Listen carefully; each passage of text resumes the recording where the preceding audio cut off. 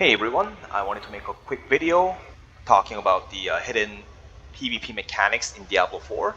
Um, First of all my previous build videos are not PvP optimized at this point after finding out these factors. So one of my favorite YouTubers, Cooley, he did talk about this PvP soft caps and hard caps, and that is critical damage being soft capped at 200% and armor being capped at 9200. So what that means is that if you have more than 9200 armor, it will just be neglected. It will not affect your tankiness at all. So you do not want to stack more than 9200 armor, and also the critical damage. After 200%, the effectiveness of the critical damage decreases. Any extra points of critical damage you have, it decreases by 94%. So basically, you only want to stack and stop at 200% if you want to optimize for PvP. And also for my Paragon board, a lot of you did point out why I was taking Hunter Killer, and I also wonder why am I taking Hunter Killer if it's PvP build, right? So the damage to elites, it only applies to Bloodmark players. So players like me, I would like to go Bloodmark and just go slay everyone. Like, doesn't matter. Like, you get bonus damage to Bloodmark players, but then most of the time when you're Bloodmarked and you're PvP in the PvP area, a lot of people are not Bloodmarked. So which means all these points that I had here were basically wasted. So I opted to, I also took out all these points. So I refunded all these points. So I started out the same here, right? And then I passed here. And then I refunded all these points. And instead of those, I took all these life nodes. So max life, right? Max life. And over here, I also passed here.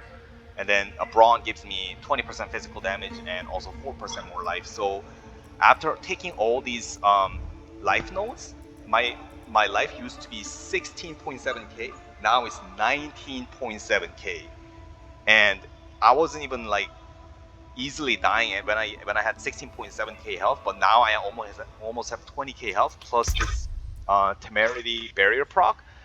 I do feel very tanky, and I am almost regretting why I was not doing this before. Like, I mean, why was I taking Hunter Killer, right? I mean, I never even thought about it, but yeah, after swapping these out for more life points, yeah, I do feel a lot more competitive in PvP. I mean, I almost feel like I got a major upgrade, right? Like, and yeah, I mean, a big shout out to Cooley for making that video.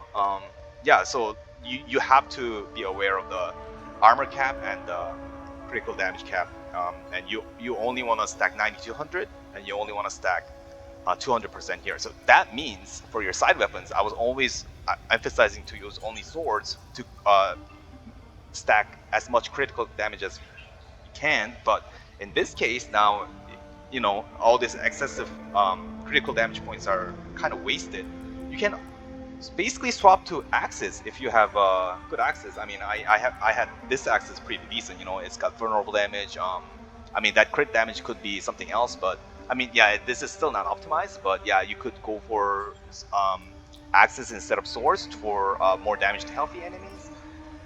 And yeah, basically, in PvP, since the armor is capped at 9200, the only way to get more tankiness is basically stacking life points. So PvE, life is not as important, but in PvP, yeah, life is one of the most important stats as Barbarian. Like, stacking as much life as you can.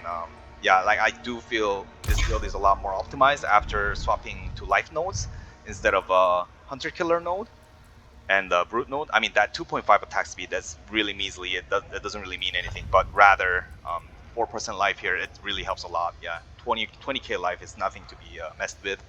So yeah, I wanted to make a quick video on that. My skill basically stayed the same. Oh well, no, I actually didn't. I wanted to talk about this too. So I swapped out heavy-handed.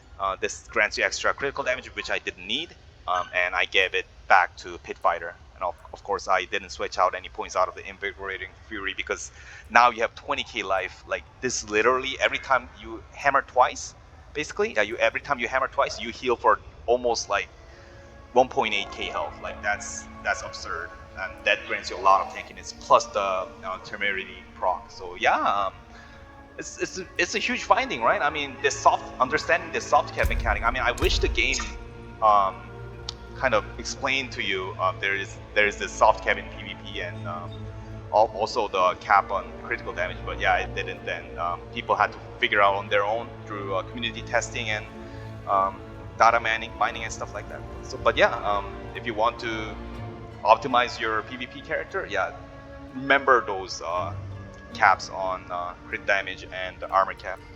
Thanks a lot, guys, and I'll talk to you guys on next video. I'm also planning on making a PvP rogue, so stay tuned. Bye.